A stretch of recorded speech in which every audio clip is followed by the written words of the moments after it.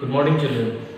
तो चलिए आज हम कक्षा 3 का कविता जो कि मैंने आपको पिछले कक्षा में करवाया था, उपवन के फूल, और एक बार हम दोहरा लेते हैं। मैं चाहूँगा कि आप सभी बच्चे इस कविता को अच्छे से पढ़ें। उसके बाद मैंने जो आपको कल होमवर्क दिया था, मौखिक प्रश्न और लिखित प्रश्न, दोनों मैंने आपको होमवर्क दिया था। तो मैंने मौखिक के प्रश्न एवं उनके उत्तर बोर्ड पर लिख दिया है। मैं उसको पढ़कर समझाऊंगा कि किस तरह प्रश्नों के उत्तर लिखे जाते हैं। चलिए पहले हम उपवन के फूल नामक कविता को एक बार दोहरा लेते हैं। मैं चाहूंगा कि आप सभी बच्चे मेरे साथ उसको दोहराएं। उपवन का फूल। हम उपवन के फूल मनोहर, सबके मन को भाते, सबके जीवन में आशा की किरणें नई जगाते, हिलमिल महकाते हैं मिलकर क्यारी क्यारी, सदा दूसरों को सुख दे यह चाहत रही हमारी। कांटों से घिरने पर भी सीखा हमने मुस्काना, सारे भेद मिटाकर सीखा सब पर नेह लुटाना। तुम भी जीवन जियो फूल सा सबको गले लगाओ, प्रेम गन से इस दुनिया का हर कोना महकाओ।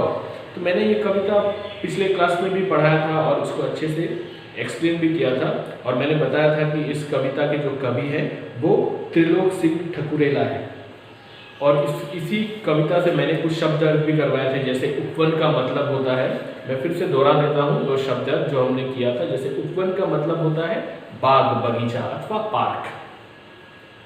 फिर मनोहर, मनोहर का मतलब होता है हम उपवन के फूल मनोहर, मनोहर मतलब यहाँ पर मनोहर का अर्थ बताया गया है सुंदर को। फिर है सबके मन को भाते, भाना मतलब अच्छा लगना। उसी प्रकार सबके जीवन में आशा की किरणें नहीं जगाते, और फूल क्या करते हैं, सबके जीवन में जो आशा की किरणें नहीं जगाते मतलब उम्मीद नहीं जगाते। आशा मैंने आपको बताया था, इच्छा, विश अंग्रेजी में कहते हैं। उसी प्रकार हिलमिल महकाते हैं, महकाना मतलब सुगंध को फैलाना। मिलकर क्यारी क्यारी, क्यारी क्यारी के क्यारी क्यारी के बारे में मैंने आपको बताया था। क्यारी क्यारी मतलब होता है जो छोटा सा एक बाउंड्री जिसके अंदर बहुत सारे फूल लगे हो। सदा दूसरों को सुख दे यह चाहत रही हमारी, चाहत का अर्थ होता है इच्छा। कांटों से घिरने पर भी सीखा हमने मुस्काना। इस पंक्ति के बारे में मैंने आपको उदाहरण स्वरूप गुलाब का फूल बताया था, जो कि कांटों से घिरे होने पर भी वह हमेशा सुंदर और खिला हुआ रहता है। सारे भेद मिटाकर सीखा सब पर नेह लुटाना, नेह का मतलब होता है प्रेम। उसी प्रकार तुम भी जीवन जियो फूल सा, सबको गले लगाओ, प्रेम गन से इस दुनिया का हर कोना महकाओ। उसी प्रकार हमें इस कविता से बहुत कुछ सीखने को मिलता है, फूल से बहुत कुछ सीखने को मिलता है, यह कि तुम भी जीवन जियो फूल सा, हमें भी फूल सा जीवन जीना चाहिए।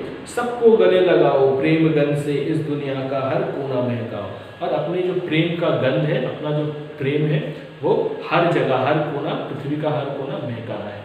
तो चलिए मैंने जो कल आपको होमवर्क दिया था उसके बारे में हम थोड़ा विस्तार रूप से बात कर लेते हैं। जैसे कि आप देख सकते हैं मौखिक, तो मैंने आपको मौखिक का प्रश्न कुछ दिया था, 3 प्रश्न दिया था मैंने आपको, क ख ग।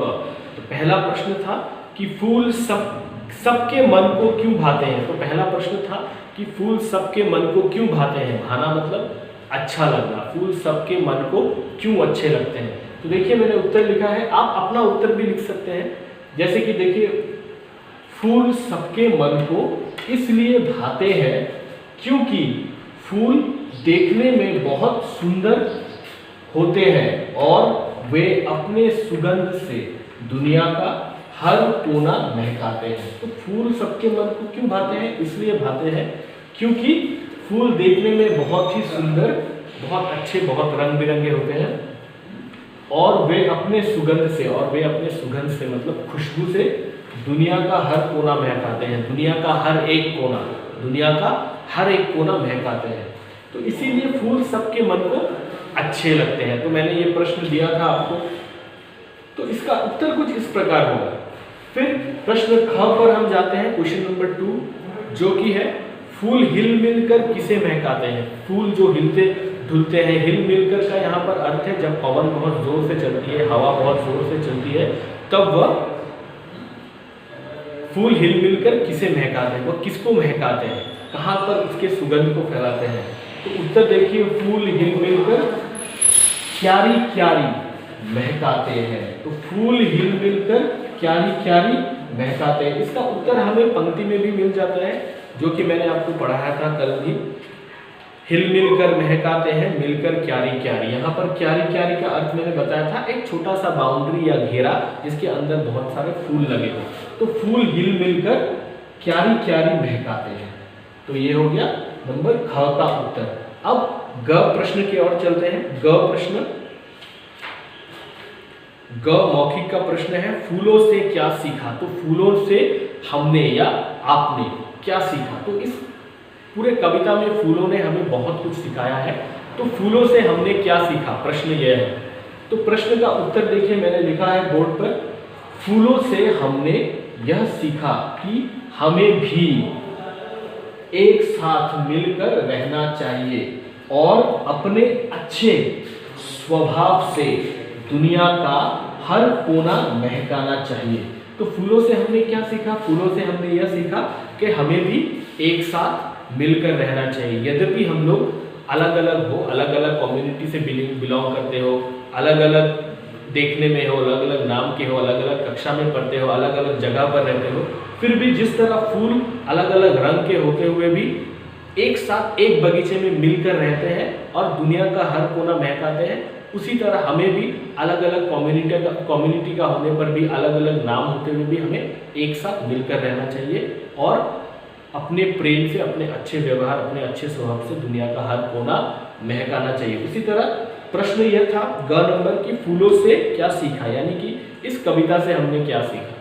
तो फूलों से हमने यह सीखा कि हमें भी एक साथ मिलकर रहना चाहिए। तो हमें भी एक साथ मिलकर रहना चाहिए, जिस तरह फूल एक साथ मिलकर एक बगीचे में रहते हैं और अपने अच्छे स्वभाव से और अपने अच्छे स्वभाव यानी अच्छे व्यवहार से दुनिया का हर कोना महकाना चाहिए, दुनिया का हर एक कोना महकाना चाहिए। तो यह था मौखिक, जो मैंने आपको होमवर्क दिया था। तो मैंने ये अच्छे से एक्सप्लेन किया, शायद आपको समझ में आया होगा।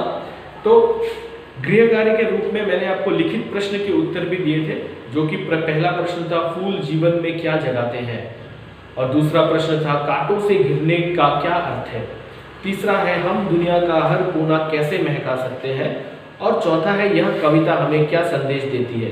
तो लिखित प्रश्न का जो उत्तर है यह मैं आपको दूसरे कक्षा में यानी कि कल बताऊंगा। मैं चाहूंगा कि लिखित प्रश्न के जो उत्तर है वो आप घर में प्रयास करें खुद से करने के लिए। और लिखित प्रश्न का जो आखिरी प्रश्न है, यह कविता हमें क्या संदेश देती है, वह मौखिक प्रश्न का ग के प्रश्न से कुछ मिलता जुलता है। जैसे देखिए ग प्रश्न है फूलों ने क्या सीखा है।